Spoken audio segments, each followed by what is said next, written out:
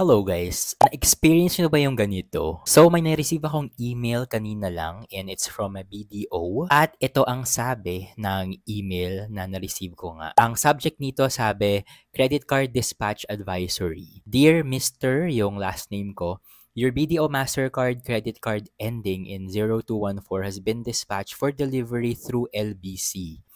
Present a valid ID upon delivery for status updates. Check the LBC website with tracker number. Ayan, may binigay siyang number.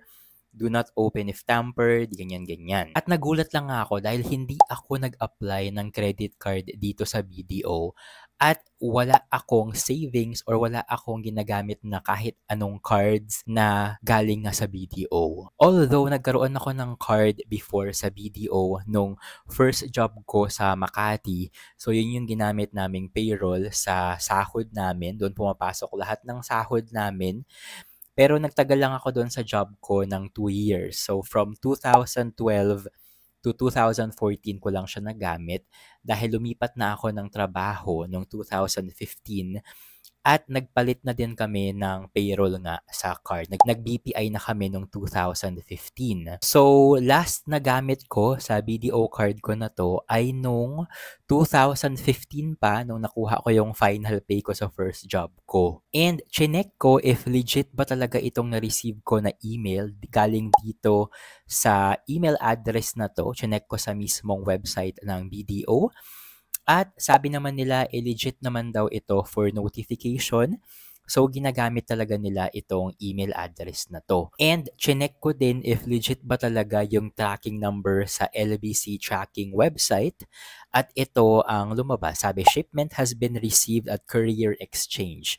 So, meron talagang paparating na BDO credit card sa akin. Di ko lang talaga sure kung meron sila nung updated address ko. Dahil from 2015, ilang beses na din ako lumipat ng address.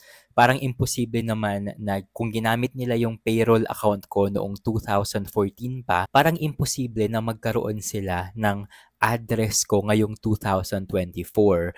And last year lang, lumipat ako ng bagong bahay. So, ayun. So, tatambling talaga ako if ever ma-receive ko itong credit card na to galing sa BDO dito sa address ko ngayon. Dahil kaka 1 year nga lang nung lumipat ako ng bahay. And medyo nakakatakot, medyo alarming lang dahil never na akong nag-open ng account sa BDO. Ayun nga, kung ginamit nila yung account ko nung 2014 and meron sila nung updated address ko ngayon, nakaka-alarm dahil parang nila nakukuha yung changes sa address ko or any information na meron ako sa system nila. So, i-update ko kayo if ever na ma-receive ko itong BDO credit card na to dito sa bago kong address. So, wag niyong kalimutan mag-follow para lagi kayong updated tungkol dito nga sa BDO credit card na to. Yun lang naman. Thank you so much for watching.